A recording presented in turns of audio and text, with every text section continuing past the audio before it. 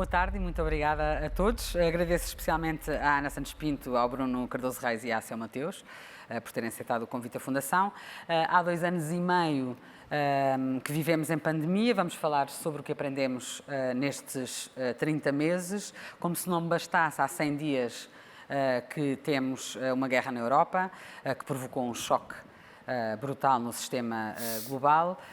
Como ponto de partida para esta nossa conversa, vamos falar do novo estudo da Fundação sobre os impactos e as lições da pandemia, que é centrado em Portugal, um estudo cujo título é uma pergunta, um novo normal. E, portanto, começamos pelo estudo. O Bruno Cardoso Reis coordenou um dos capítulos, justamente sobre o impacto da Covid na política internacional e nas prioridades em Portugal. E eu pergunto-lhe, da investigação e do vosso trabalho, que descobertas, que conclusões é que gostaria de destacar como mais importantes? Bem, muito obrigado pela questão. Boa tarde a todos. Queria só aqui fazer um agradecimento muito breve e muito sintético à Fundação pelo desafio que me fez para de facto conduzir esta parte do estudo, e a toda a equipa da Fundação que de facto nos apoiou imenso em todo este trabalho e também que organizou este encontro. E queria destacar aqui, apesar de tudo, 2 pessoas, em termos de as referir especificamente. Uma é o Nuno Monteiro, que me convidou mesmo no início deste estudo, quando ainda era uma ideia bastante vaga para me envolver nele, e que foi realmente uma enorme perda em termos académicos, mas também pessoais para todos nós, ou para muitos de nós. E acho que de facto este estudo é uma merecida homenagem também ao Nuno Monteiro e ao Carlos Jalali, que assegurou que o barco chegasse a bom porto. Em termos de conclusões, o estudo realmente acho que é bastante rico, não só nesta parte, mas em todas as outras. Teve como base um inquérito à opinião pública, um inquérito de elite também no nosso caso, e mais de 2 dezenas de entrevistas a altos responsáveis que se disponibilizaram para falar connosco, quer nacionais, quer internacionais, apesar de estarem muito ocupados, e portanto acho que realmente vale a pena ler, assim de forma muito sintética. Eu começaria por dizer aqui um dado de partida que me parece fundamental, que é, de facto, uma pandemia é também um fenómeno eminentemente político. Obviamente é um fenómeno sanitário, é um fenómeno de saúde pública, mas também por isso é um fenómeno eminentemente político, quer de política interna, quer de política internacional, porque, como também diz o título deste capítulo, que resultou do trabalho, a pandemia é uma epidemia que se globaliza. E, de facto, esta dimensão política da pandemia muitas vezes é apresentada como uma espécie de uma anomalia, de uma interferência estranha em algo que devia, no fundo, ter uma resposta essencialmente científica. Ora, a mim parece-me evidente que não podemos ignorar os dados científicos sobre o vírus. Se o tivéssemos feito, ou quem o tentou fazer, de facto, os resultados foram catastróficos. Mas, de facto, também não podemos ignorar os dados, a realidade política do mundo em que vivemos. E nesse mundo em que vivemos, de facto, a capacidade de resposta a uma pandemia, a qualquer situação de emergência, cabe essencialmente, quer em termos de meios, quer em termos de legitimidade e de legitimação dessa resposta, a 193 Estados soberanos, aos 193 Estados que fazem parte das Nações Unidas. E em todas as regiões do mundo, inclusive na Europa, de facto, os Estados têm na saúde uma área reservada, uma área de soberania.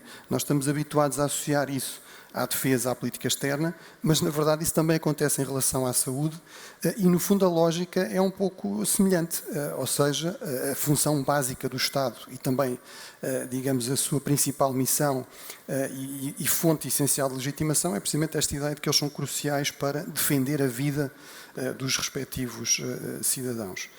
Agora, evidentemente, aqui resulta um problema muito importante, que é o que é que se faz quando temos, de facto, uma pandemia que se globaliza, uma epidemia que se globaliza, ou seja, como é que se faz esse esforço de coordenação. Um segundo problema, já agora que deriva daqui, e aqui começa a entrar nas conclusões um bocadinho mais concretas, e eu prometo que serei muito breve nessas conclusões mais concretas, que são mais até um desafio para a continuação da discussão e do debate, mas uma que ficou muito clara aqui, sobretudo ao nível das entrevistas, foi que, de facto, parece muitas vezes haver um desentendimento honesto, e não apenas, digamos, por razões de utilidade, em termos de justificação de certas decisões, etc., entre, muitas vezes, o lado mais técnico, o lado mais da saúde e o lado mais político. Por exemplo, ficou claro que, para o lado, digamos, mais técnico, era evidente que a questão essencial, ou digamos aqui o marco essencial, é esta declaração, logo em janeiro, pela Organização Mundial de Saúde, de uma emergência sanitária com um potencial impacto global. Como nos disse, por exemplo, a porta-voz da Organização Mundial de Saúde, a ideia é evitar uma pandemia e, portanto, isso é que é o crucial. No entanto, do lado político, aquilo que também ficou bastante evidente, e realmente parecia-me que era uma questão sincera, era esta ideia de que, bem, nós começámos de facto a dar a máxima prioridade à questão quando a OMS declarou uma pandemia. Portanto, há aqui claramente um problema, digamos, de expectativas diferenciadas, que eu acho que é uma das lições aprendidas importantes e que será importante ter em conta no futuro. Em relação a outros elementos concretos, e vou fazer só aqui uma enumeração muito rápida para terminar, um primeiro dado que eu acho que valida muita da literatura internacional e também a nossa própria análise, mas que aparece nas percepções dos portugueses, na tal sondagem ou inquérito de opinião, também no inquérito Elite, é que de facto não houve aqui uma liderança clara na resposta à pandemia por parte dos Estados que têm mais possibilidades para o fazer, ou seja, as grandes potências e tradicionalmente aqui os Estados Unidos, se pensarmos por exemplo na resposta ao ébola, de facto não foram capazes de o fazer, a China também não foi capaz de o fazer e também as organizações internacionais multilaterais globais também tiveram grandes dificuldades em o fazer, aqui a questão da Organização Mundial de Saúde.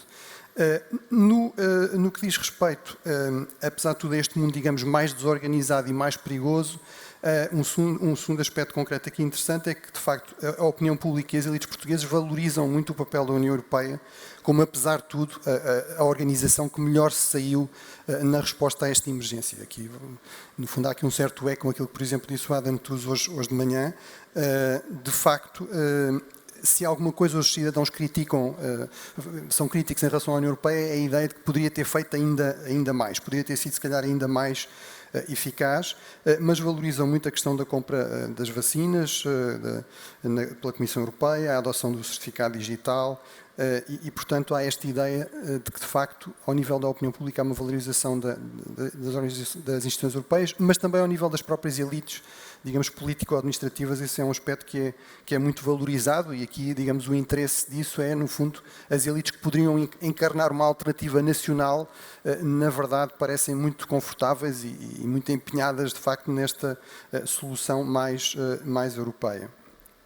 Um outro aspecto concreto tem a ver com o impacto disto na política externa portuguesa. A avaliação é genericamente relativamente positiva, ou seja, quer em termos da capacidade de resposta em questões como, por exemplo, as repatriações, quer em termos da imagem externa do país. Aí aquilo que também, isso aparece sobretudo mais ao nível das entrevistas, aqui aquilo que parece ter sido o fator diferenciador, e de facto isso também se nota nas duas vagas deste inquérito de opinião, um aumento dessa percentagem de pessoas que acham que houve aqui um impacto até positivo na imagem do país. Aí de facto o fator diferenciador parece ser a questão da vacinação, não é? E mais uma vez, se pensarmos na intervenção do Adam Tooze, ele apresentou, por exemplo, aquele gráfico em que Portugal aparece, como aparecem em todos eles, não é? Sempre no topo da lista de vacinação a nível mundial e, por exemplo, nas entrevistas a estes altos responsáveis, por exemplo, a condução da nossa diplomacia, muitos deles diziam isto é um aspecto que os nossos colegas estrangeiros perguntam como é que vocês estão a conseguir fazer isto tão bem, porque é que está a correr tão bem, porque é que as pessoas também aceitam tão bem, de facto, a vacinação. Para terminar, de facto, há aqui também ao nível do inquérito de opinião e das entrevistas do inquérito Elite, há esta ideia de que o Estado português está apenas moderadamente preparado para lidar com emergências complexas deste tipo. Há aqui um problema, menos do que um problema de haver documentos estratégicos que identificam problemas, há muitas vezes problemas de implementação.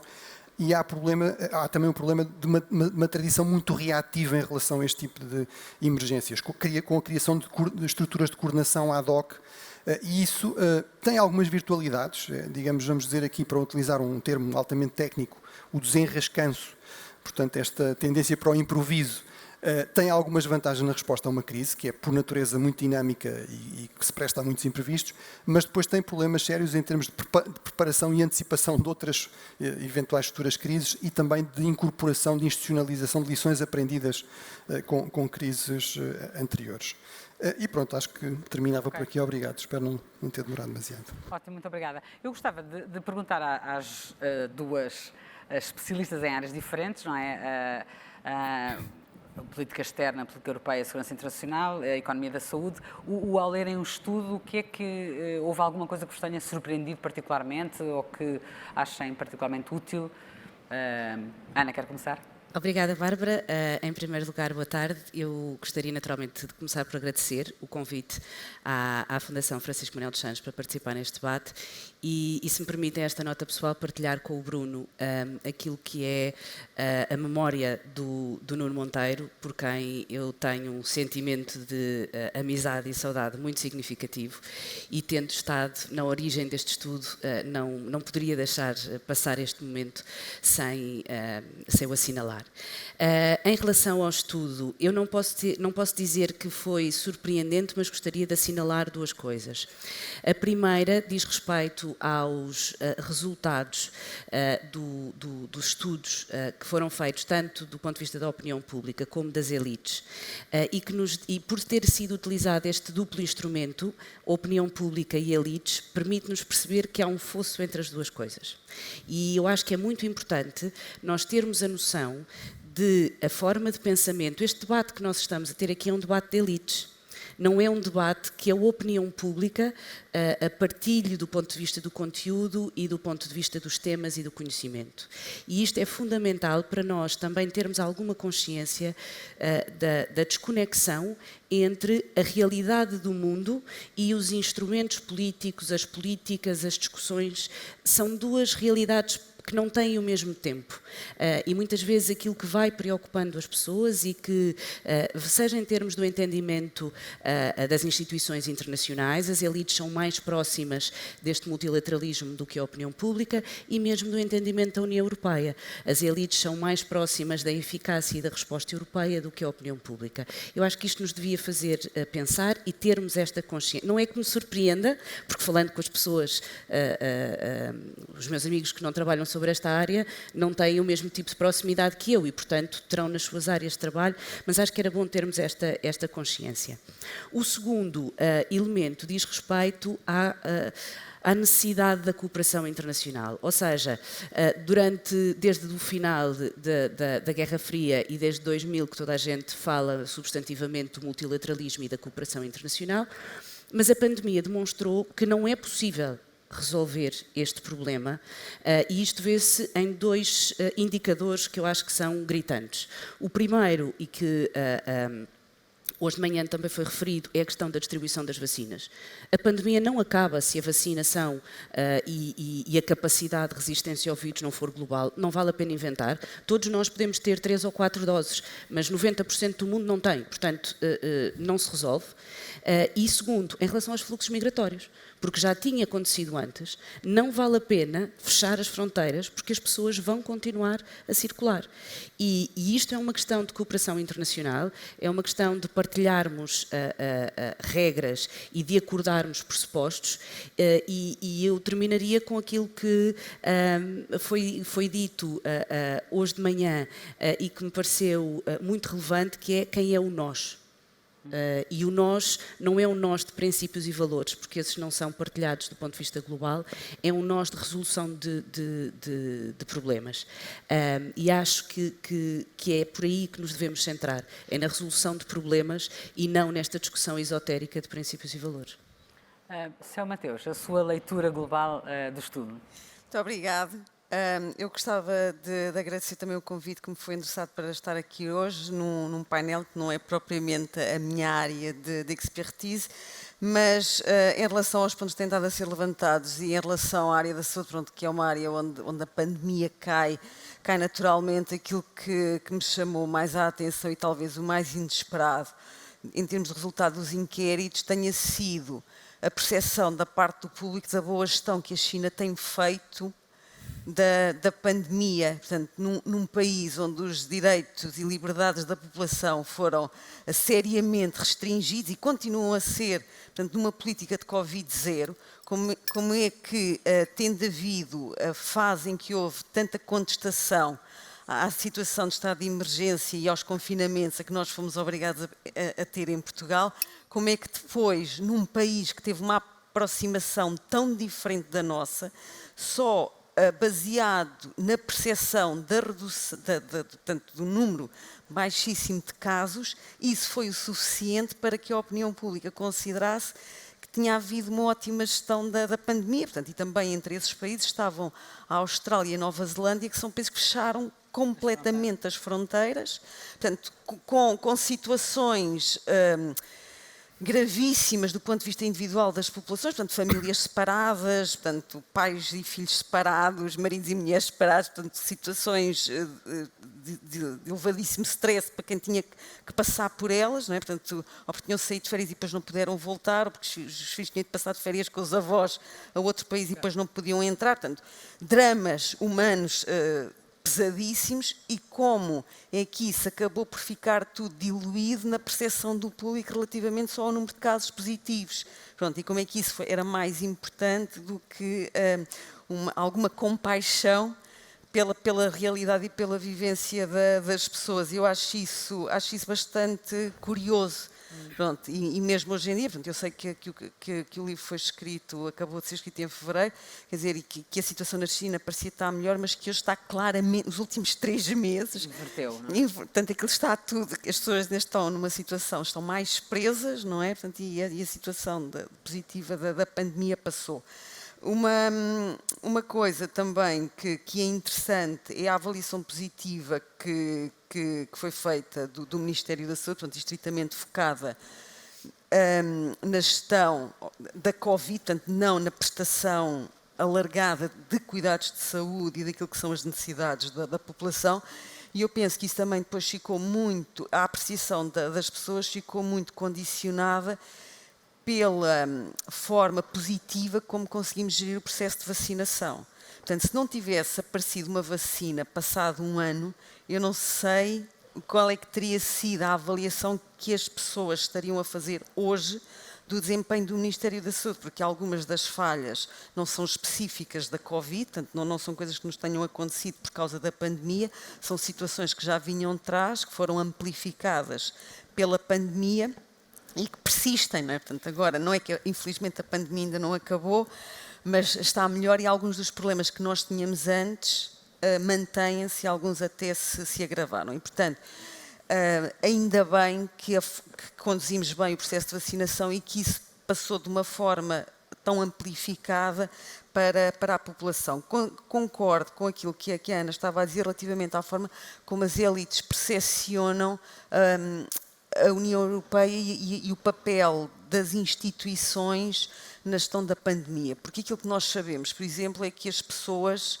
portanto, neste caso as pessoas portuguesas, não é, votam pouco naquilo que são as eleições europeias.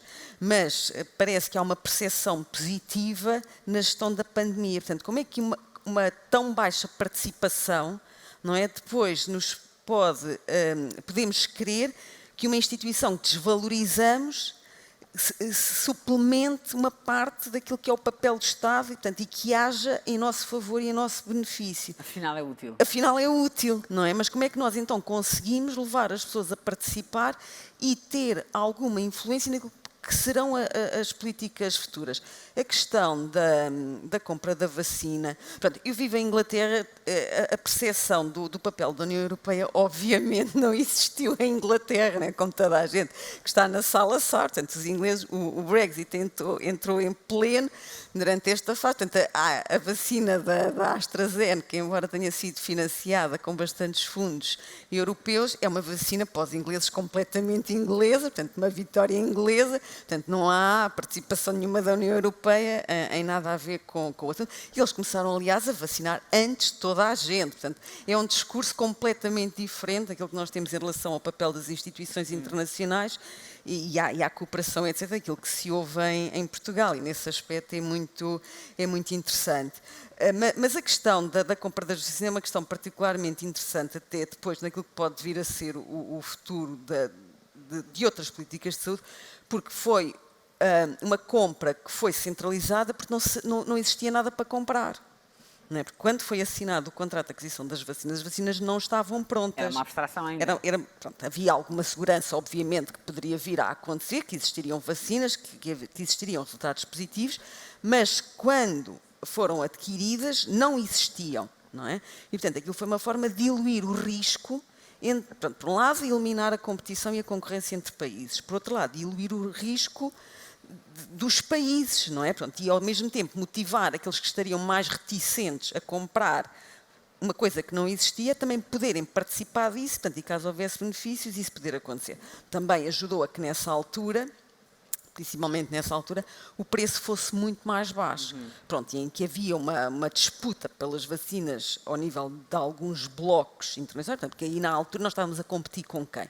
Não eram só os europeus a competir entre si, portanto, a compra era a concorrência era entre os Estados Unidos e a Europa. Exatamente. Portanto, que eram os dois grandes blocos que teriam interesse em comprar as vacinas e, portanto, era também com os Estados Unidos nós tínhamos interesse em ter uma posição individual enquanto Europa, não é? Pronto, para podermos competir mais ou menos na mesma base. Portanto, eu acho que são estes pontos que eu destacaria. Antes, se calhar, de irmos para o que aprendemos ou para a própria avaliação da resposta, eu gostava só, assim, rapidamente, que é uma das coisas referidas no estudo, de perceber dos três de que lado é que estão quando se faz aquela pergunta sobre se a pandemia foi verdadeiramente transformadora, se há uma nova Europa, enfim, é o nosso título, e se há um novo mundo, há uma nova realidade global ou não, ou se vamos voltar um bocadinho a 2019. Antes de entrarmos no detalhe, só aqui um macro. Ana, de que lado é que está? Eu diria que não há uma nova Europa. Aliás, há um excelente estado da arte no estudo sobre o que é que foi escrito sobre esta matéria, e a maior parte da literatura indica que o que nós verificámos foi um acelerador de tendências. E, portanto, aquilo que a pandemia nos traz é uma demonstração de tendências pré-existentes e colocar-nos perante factos e problemas do ponto de vista político, por exemplo, no caso da União Europeia, que nos podem fazer criar novos instrumentos e novas formas de reação.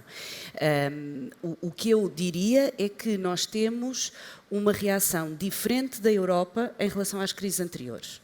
Isso é verdade, mas não sei se desta pandemia saiu uma nova Europa. Acho que ainda estamos por um caminho para fazer. Quando se fala em Nova Europa, no fundo a equação costuma ser se a crise aumentou a coesão ou se pelo contrário mostrou as fragilidades e as divisões. Eu acho que aí utilizaria a expressão de há pouco, que é demonstrou a utilidade aos cidadãos. Ou seja, os cidadãos perceberam para que é que existe uma União Europeia que, mais do que a pandemia, o objetivo é o pós, são os planos de resiliência e aquela ideia generalizada de que a União Europeia é uma caixa multibanco onde nós podemos ir buscar financiamento quando é necessário, porque a CEU poderá ajudar-me nisto, nós só temos vacina porque há 20 anos de investimento em investigação fundamental financiado na totalidade pela União Europeia. E as empresas não arriscam no financiamento de investigação fundamental porque é fundo perdido de alguma maneira. E, portanto, isto só é possível porque a União Europeia existe. O meu ponto não é termos uma nova União Europeia. O meu ponto é que isto foi uma prova de vida para a União Europeia, no sentido de demonstrar que valia depois de duas crises, três na verdade, a económica e financeira, a migratória e o Brexit, em que saiu altamente fragilizada. Portanto, eu não diria que é uma nova Europa, mas é uma nova oportunidade para a Europa ser um projeto de construção e de integração europeia. O Bruno Reis, como é que olha para esta questão? Sim, pronto, como vocês disseram, realmente é um ponto que nós analisamos e na literatura a tendência, no fundo é uma resposta segura, é dizer intensificou padrões ou tendências que já existem. Eu acho que pode-se dizer que intensificou significativamente algumas dessas tendências e que essas tendências configuram mudanças importantes. Por exemplo, eu acho que há aqui uma tendência, por choques sucessivos, começa, no fundo, a congelar com a crise de 2008 em diante, que é a questão da globalização, por exemplo. Acho que basicamente travou aí, pela força até que deu também a movimentos mais populistas e nacionalistas e proteccionistas, mas eu acho que, no fundo, temos aqui dados para dizer que há uma tendência para uma certa desglobalização, nem que seja parcial, em certos setores, não é? A ideia de que há setores económicos que são cruciais em termos da segurança da vida das pessoas e que, portanto, se calhar não é boa ideia fazer deles uma gestão puramente em termos de custo-benefício económico, não é? E, portanto, acho que essa tendência, por exemplo, é uma que claramente destaca. Em termos da União Europeia, estou muito de acordo, e termino com a Ana, ou seja, acho que é uma prova de vida. A União Europeia, basicamente, é uma confederação, não é? É aquela ideia do Jacques Delors, que é um OPNI, não é? Um objeto político não identificado.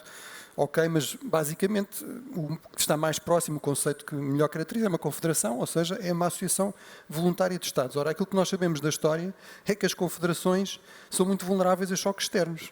E, por regra, não, acho que sem exceção, ou se federalizam ou colapsam. Não é?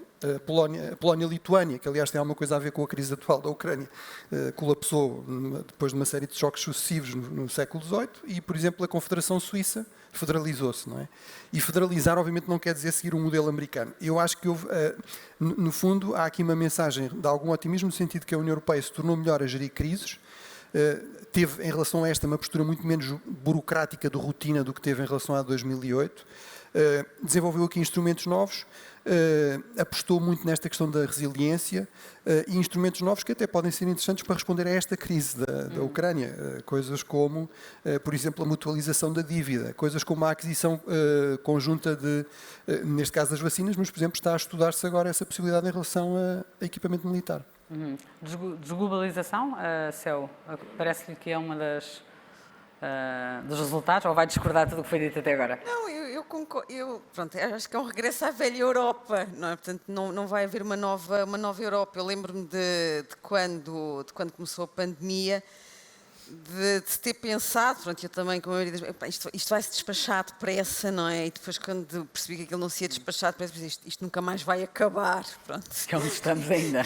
Sim, felizmente já não estamos como estávamos, mas isto ainda perdurou. Portanto, e quais é que são os impactos? Eu aqui gostava de tomar uma ideia que foi ontem aqui abordada no painel da tarde pelo Miguel Herdade, que é a questão da educação e do impacto que isto teve na educação das gerações futuras. Portanto, há problemas, portanto, que já foram aqui, portanto, há soluções que foram criadas e que são úteis para o momento atual, mas a questão é que desafios é que são colocados neste momento à Europa e à União Europeia para poder dar resposta aos desafios futuros em termos do impacto que a pandemia teve no nível, a todos os níveis na educação.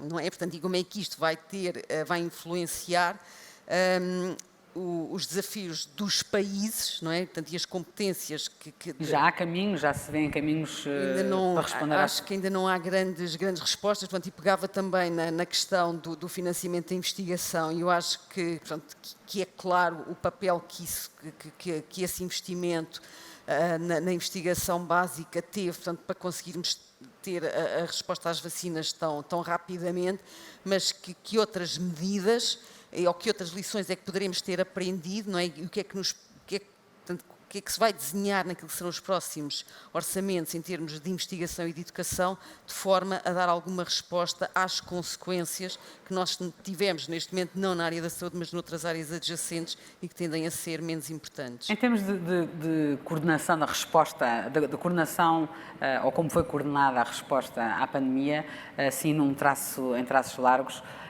que avaliação é que faz a nível europeu e a nível português? Não sei se acompanhou Portugal também, estando na Inglaterra. Não, eu estive cá durante a pandemia, portanto acompanhei muito perto o que é que se estava cá a passar. Portanto, eu acho que a solução encontrada para a gestão das vacinas foi excelente. Pronto, eu acho que isso de facto é um ponto positivo e tanto que está a ser testado também na área da defesa. Portanto, eu acho que isso correu muito bem. Em relação à gestão em Portugal, eu acho que a gestão da vacinação correu muito bem. Em relação a outras áreas, aquilo que eu gostava de ter visto eram mais soluções que permitissem um melhor acesso da parte das populações aos cuidados de saúde. Portanto, a prestação de cuidados de saúde para doenças não Covid foi fortemente abalada e nunca foi até agora recuperada. Portanto, tem alguns hospitais que conseguiram repor o número de cirurgias de equivalente ao que estava antes, mas, por exemplo, ao nível dos cuidados de saúde primários continuam a existir vários problemas. E eu acho que há ainda, não é claro exatamente, portanto, a resposta não foi muito positiva, não é? Portanto, eu acho que durante os 18 meses da pandemia a resposta não foi muito positiva e não consigo dizer cabalmente que agora já foi encontrado um caminho e que estamos a voltar a conseguir fazer o que fazíamos antes sequer. Então, nesse caso, não haverá sequer ainda uma lição aprendida. Ou seja, pois, ainda não se conseguiu aprender, sim. O Bruno, que avaliação é que faz da coordenação europeia e da coordenação portuguesa? Bem, no fundo, eu tento se calhar concordar aqui com a opinião pública, que podia ter sido melhor, mas também podia ter sido bastante pior. Isso é sempre verdade. Claro. Como o livro do Cotileiro, não é? Vou dizer um bocadinho mais do que... Podia ter sido pior. Ou seja, acho que a resposta inicial foi bastante má em todo o lado, não é? Ou seja, houve aqui no fundo uma espécie de reação de pânico, até porque era um vírus desconhecido, não sabia exatamente que meios é que existiam, e isso é verdade a nível nacional, como é verdade a nível europeu, e como é verdade, acho eu, até a nível universal, e depois em fases sucessivas da doença. Ou seja, uma coisa que eu escrevi logo no início da pandemia e que eu acho que se manteve verdadeira e que, por exemplo, é útil para explicar a questão da China agora isto é aquilo que nós percebemos da história é que uma epidemia é sempre um enorme desafio para qualquer regime, para qualquer governo. É muito difícil estar bem preparado para todas as fases da pandemia, que é também uma coisa dinâmica. Muitas vezes até estar bem preparada para uma fase é mau porque cria complacência em relação às seguintes e aos próximos desafios. E, portanto, acho que nesse sentido eu percebo o que a opinião pública diz, digamos, podia ter sido ainda melhor. Acho que aqui uma lição importante é, no fundo, tentar antecipar as coisas, não é? Ter uma lógica menos reativa, não é? E, portanto, desse ponto de vista, eu temo que realmente, ao nível, sobretudo, de Portugal, de facto não se estejam a dar os passos suficientes nesse sentido. Ou seja, acho que a lógica continua a ser muito reativa. A tendência é para surge uma emergência específica e responde-se criando estruturas de coordenação ad hoc para essa emergência específica. Depois não se sabe muito bem o que é que acontece a seguir, se incorporam lições ou não, como é que se vão coordenar com outras que já existem. Portanto, aconteceu, por exemplo, em relação... da articulação, podemos ir a esse tema agora, antes de ouvir depois. Mas aconteceu, por exemplo, em relação aos incêndios, aconteceu agora em relação à pandemia, mas pode acontecer em relação a outra coisa a seguir. Justamente, mas o Bruno Reis, no início da sua intervenção, falou do problema das estruturas ad hoc, não é? Diria que é consensual que um dos problemas que a pandemia expôs, ou pôs a nu, uma coisa que todos nós conhecemos, não é? Que é justamente não haver a tal estrutura...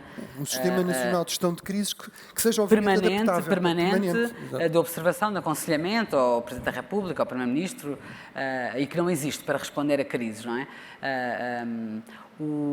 A Ana, que foi Secretária de Estado da Defesa há relativamente pouco tempo... quer dizer, pouco tempo não, já há muito. Há 3 anos. Não foi há 30 anos, foi há 3. Nos seus contactos, enfim, nessa experiência dentro na governação, esse era um tema presente, a necessidade de se criar essa estrutura permanente de observação e de resposta e de aconselhamento à crise, ou seja, para evitar prevenir crises, ou não? A questão da coordenação de resposta à crise não é recente, é muito antiga, aliás. Nós, em 2004, foi criado o Sistema Nacional de Gestão de Crises, que nunca foi implementado. Foi revogado pela Lei de Segurança Interna em 2008, porque era uma estrutura criada, mas não implementada, e ainda na discussão da Lei da Proteção Civil e depois da Lei Orgânica da atual ANEPS, da Agência Nacional de Emergência e Proteção Civil, da Autoridade Nacional de Emergência e Proteção Civil, foi criado o Sistema Nacional de Planeamento Civil de Emergência, que existe, que, de acordo com a lei, depende do Primeiro-Ministro, que o pode delegar no Ministro que entender, e onde existem várias comissões de planeamento, e essas comissões de planeamento são temáticas para a saúde, para as comunicações, para a energia, para o cyber. Que não é esse o tema o que foi posto em cima da mesa, é a necessidade de haver justamente uma estrutura que não seja temática. Não, mas esta estrutura temática está dentro de uma estrutura geral que se chama Sistema Nacional de Planeamento Civil de Emergência. E fazendo um comparativo, há estruturas destas ao nível de Primeiro-Ministro, noutros Estados, como há ao nível da administração interna. Aqui a questão que se coloca é uma questão que não é exclusiva ao Governo Central, aos órgãos dependentes do Governo Central, mas que certamente também, existe nas universidades, existe provavelmente nas empresas, que é um problema de coordenação, existe na União Europeia, que é um problema de coordenação entre os vários níveis e as várias áreas de competência. Isto tem múltiplas razões, de cultura organizacional, de corporativismo, de uma série de... Mas identifica a ausência dessa estrutura com essa capacidade mais macro, chamamos-lhe assim, como um dos problemas ou um dos obstáculos a enfrentarmos as próximas pandemias, as próximas crises? O meu problema não é a estrutura, o meu problema é a operacionalização e a implementação dessa estrutura. Porque essa estrutura é debatida há 20 anos. Mas não acontece? Ela existe no papel, e existiu em 2004, deixou de existir, volta a existir agora, porque o problema não é criar a estrutura, não é definir, toda a gente sabe o que é preciso. O desenrascanço vai acontecer sempre. Em qualquer crise há desenrascanço e nós temos alguma competência no desenrascanço, conseguimos fazer isso histórica. Sim, e fazemos isso no nosso dia-a-dia. Uma outra coisa é pôr as pessoas a falar, a comunicar pela mesma linguagem, a entenderem-se e a trabalhar em conjunto. Este é o problema. E não acontece porquê? Quais são os obstáculos? O Bruno falou em corporativismo, que estamos a falar do quê? Esse é um problema muito importante e é por isso que aquilo que nós vemos, estas estruturas funcionam de forma muito diferente em diferentes países, de acordo com a tradição legal e institucional. Agora, há um ponto que é comum, que é, há uma estrutura permanente e ela funciona junto do chefe do Executivo. Pode ser o Presidente dos Estados Unidos, pode ser o Primeiro-Ministro britânico, pode ser o líder do Partido Chinês, mas há uma estrutura deste tipo junto de quem realmente manda. Com diferentes valências. Porque se depende de uma estrutura de coordenação, mesmo que haja uma autoridade delegada no Ministro setorial, o Ministro não manda realmente nos outros Ministros. É sempre esse o problema de base. E depois temos essa questão, que é realmente não havendo uma estrutura permanente, como é que se antecipam as coisas, não é? No fundo, vamos estar à espera que a emergência chegue para depois criar estruturas para lidar com ela. E perde-se logo algum tempo. Mas identifica, quer dizer, esta poderá ser, na sua avaliação, ou na vossa avaliação, uma lição a tirar desta crise, a necessidade de uma vez por todas, ao fim de 20 anos... Ela já existia antes. Mas pôr-se a dita estrutura a funcionar. Porque esta não é uma questão que seja relacionada diretamente com a pandemia. A pandemia torna-se mais próxima dos cidadãos, porque eu imagino que todos nós conheçamos alguém que foi afetado, não digo contaminado pela Covid, mas que teve, porque isso hoje em dia já é bastante mais regular, mas que teve um problema mais significativo. Portanto, isso afeta-nos o nosso dia-a-dia. Mas aqui, como a dimensão da guerra na Ucrânia, a resposta do ponto de vista da segurança alimentar, ou a resposta em relação aos incêndios, ou a resposta em relação a uma catástrofe natural como um terremoto ou como cheias. Isto foi muito falado em 2000. Porquê? Por causa da questão dos atentados terroristas. E, portanto, que era necessário fazer esta prevenção nessa altura ligado à questão dos ataques terroristas. E agora falamos no cyber e na questão da resiliência do ponto de vista... Nós crises vamos ter sempre. Algumas são mais próximas ou mais distantes dos nossos cidadãos. E daí a necessidade desta permanência, porque ela tem que estar sempre a ser atualizada e tem que envolver todas as áreas governamentais. Isto não se faz sem sistema educativo. Sem educar os miúdos para reagir a uma catástrofe natural ou para saber como é que se protegem de ataques cyber, isto não acontece. Não acontece sem o sistema de saúde, não acontece, obviamente, sem o sistema de administração interna, não acontece sem a dimensão de defesa, a agricultura e as pescas. Quer dizer, envolve todas as áreas governamentais. Daí o argumento de que faz sentido estar ao nível do chefe de governo, porque é uma noção hierárquica. E aqui é uma noção de cultura organizacional, essencialmente. Há pouco o Bruno falou, no início, da resposta ter sido uma resposta política, ou seja, do problema da pandemia, mais do que, quase que a resposta, mais do que uma resposta a uma questão de saúde, foi muito uma resposta a um problema político. Que leitura é que faz? Quer dizer, acha que essa também pode ser uma das lições, obrigar-nos a olhar para essa questão e a conseguir distinguir as coisas? O que é que lhe parece, como economista da saúde, que é? A saúde é uma questão política, Portanto, e as pessoas têm algumas doenças, não é? Devido a decisões políticas que são tomadas noutras áreas. Foi muito curioso a apresentação que ontem foi feita deste estudo, quando se falou na questão da sindemia. Portanto, e de serem as circunstâncias de vida das pessoas que também foram refletidas, ampliadas, etc., pela Covid. E aquilo que se passa, isso não é novidade nenhuma para quem faz investigação e para quem trabalha na área da economia da saúde, onde nós sabemos, da parte das determinantes sociais em saúde, que há um impacto muito grande na doença ou na falta de saúde das pessoas. E agora sabemos também, portanto, em vários países e também em Portugal e em todos os países para os quais há dados e tem estado a ser investigado e trabalhado, é que os grupos socioeconomicamente mais desfavorecidos têm sido muito mais afetados pela Covid e pelas consequências da Covid do que os outros grupos. Portanto, a resposta a essas circunstâncias é uma resposta política, não é uma resposta que dependa só das questões da saúde, porque a saúde é uma das dimensões, ou uma das características que nós possuímos que nos ajudam a ter uma vida plena. Portanto, e nós, para termos saúde, não precisamos só de não ter doença. Portanto, há uma série de fatores que são exógenos, não é? Portanto, à nossa saúde, que contribuem para isso. Portanto, as questões da habitação, o trabalho, a educação, o rendimento, portanto, toda uma série de fatores que condicionam as escolhas que nós fazemos e que nos ajudam a ter a melhor saúde. E, portanto, em relação à resposta que houve e às dificuldades que houve, portanto, que foi uma resposta política, mas a saúde, de facto, é uma questão política e a resposta que tem havido em muitos países em relação à Covid foram respostas politizadas. Portanto, houve uma grande...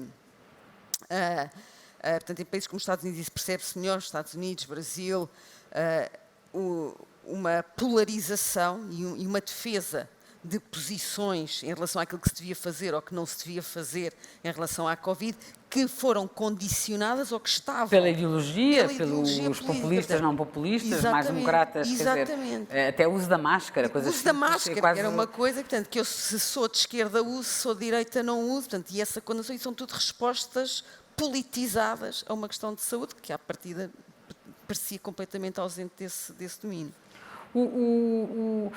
Como é que se melhora, dando um passo atrás aqui à questão da articulação, como é que se melhora a articulação, quer dizer, que políticas recomendariam para melhorar a articulação, tanto a nível europeu como a nível de Portugal, para melhores respostas em futuras crises? Como é que se melhora esta coordenação? Eu creio que a única solução é forçar o trabalho conjunto. Porque esta demonstração e a questão da guerra da Ucrânia também nos vai demonstrar isso. A União Europeia está perante uma guerra no seu território, deixou de ser observador e passa a ser participante, já percebeu pela pandemia e vai perceber agora na consequência desta fase, deste período de crise, que há um problema nas cadeias de fornecimento e que precisa de resolver esse problema de cadeias de fornecimento, e esse problema só funcionará, só será resolvido se existir um trabalho efetivamente cooperativo. Mas como é que se força? Foi o verbo que utilizou, não é? Forçando, mas como é que se força? O forçar não tem aqui um sentido do ponto de vista autoritário, mas sim do ponto de vista hierárquico, ou seja, a noção de que é necessário... Nós falamos muito da resiliência. As populações mais vulneráveis são as populações mais resilientes. Eu tenho alguma dificuldade em ouvir a União Europeia querer promover resiliência fora da União Europeia, no continente africano. Não há populações mais resilientes porque continuam a sobreviver em circunstâncias muito difíceis. Isso é resiliência. Aqui o que está em causa é a melhoria da eficácia, de perceber que se é eficaz e que se é eficaz em termos de ganhos de escala e em termos de perceber que não há mal nenhum se alguém souber organizar, embora não seja a sua área de competência, mas sabe organizar um determinado processo, então vamos ter aqui um efeito multiplicador e melhorar esses procedimentos. Mas eu acho que isto só provando, é a tal política de pequenos passos, é ir provando que vale a pena, ir provando que funciona. E eu não vejo nenhuma outra forma senão forçando um bocadinho este mecanismo de trabalho conjunto, incluindo do ponto de vista interno. Sim, bem, há toda uma agenda nova realmente da resiliência, que se tornou aqui uma palavra da moda.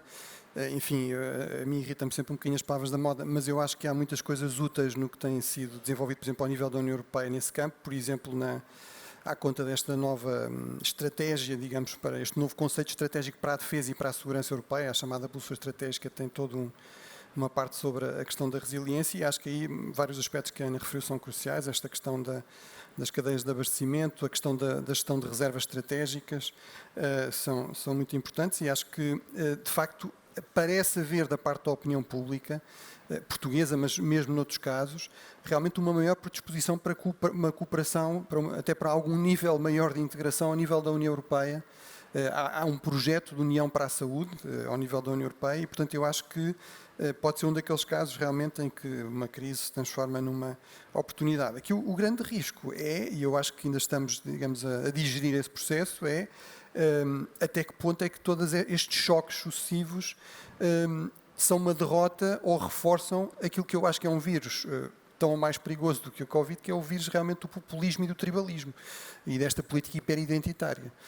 E, portanto, na medida em que isso possa vir a acontecer, e acho que temos de avaliar no médio prazo, realmente isso vai colocar enormes dificuldades a todos estes níveis, ou seja, há uma grande tradição na análise da política externa do chamado realismo, e eu até aprecio o realismo em certos aspectos, mas não é nada realista uma ideia que vamos olhar só para a dimensão externa e ignorar a política interna. É evidente que elas se influenciam mutuamente, que é impossível analisar a formação de política externa sem se perceber a política interna de um país e, de facto, países, e sobretudo grandes potências globais, países centrais na construção europeia, que sejam dominados por líderes populistas e identitários, realmente vão ser e já estão a ser, mas serão, estamos a falar, por exemplo, da Hungria ou da Polónia, mas imaginem o que seria a França ou a Alemanha ou mesmo a Itália, com líderes desse tipo, isso é catastrófico para a capacidade de levar por diante esta agenda, não é? De maior cooperação e de maior coordenação de esforços. Queria deixar só duas ideias. O ciclo político e aquilo que a pandemia, o desafio que colocou aos países, portanto, isto tem a ver com a questão da vidinha, não é? Portanto, são coisas que vão acontecer no dia a dia, os governos vão tentar a resposta, é a vidinha. Aquilo que é preciso ao nível dos países é uma visão mais estratégica e mais de futuro. Portanto, quer ao nível de uma coordenação no âmbito da União Europeia, quer ao nível daquilo que acontece em cada país. E voltando à ideia de um gabinete de crise em permanência, antecipação, um gabinete de antecipação é realista? Em permanência, portanto, eu acho que a criação de um gabinete, de facto, com essas características, que nos permitisse fazer o forecasting, a previsão das situações, com características multidisciplinares, que pudesse, de facto, informar e apoiar o governo, portanto, eu acho que seria uma boa medida. Pronto, estamos com a guerra neste momento, vão ser colocados desafios diferentes. Temos uma pandemia mais soft, que é a da varíola dos macacos. Portanto, vamos ter muitas oportunidades para experimentar se respostas desse tipo nos podem ser úteis. Depois, um outro ponto que eu gostava de focar, e para acabar, que me parece extremamente importante, é que o sistema de educação em Portugal não se transforme no coveiro social. Portanto, uma das coisas que é muito referida em relação ao sistema de educação, na política de educação e em muitos países, portanto, é que de facto é a educação que permite ser o elevador social e que permite a mobilidade social. Em Portugal tende a funcionar como sendo o coveiro social e, portanto, eu acho que maior atenção e mais atenção à forma como nós conseguimos recuperar as perdas de educação de todas as crianças e jovens que tiveram que passar por isso nestes últimos 3 anos é um investimento que vai dar retornos muito importantes no futuro, nas gerações futuras e, obviamente, para todos nós. E a nível das estruturas,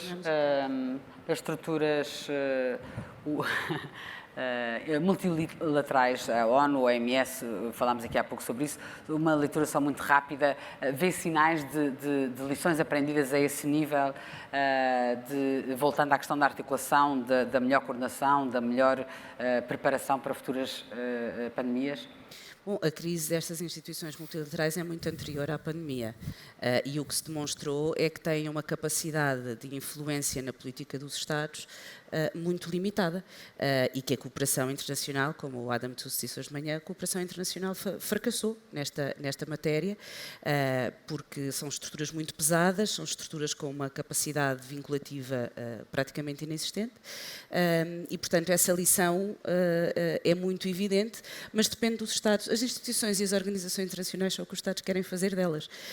E, portanto, se eles decidirem que elas funcionam, elas funcionam. Se eles não quiserem e preferirem nacionalizar, que foi um bocadinho a resposta tida, é isso que vai acontecer. Para acabar, já está ali a piscar o 000, obrigada pelo alerta, das diferentes questões aqui levantadas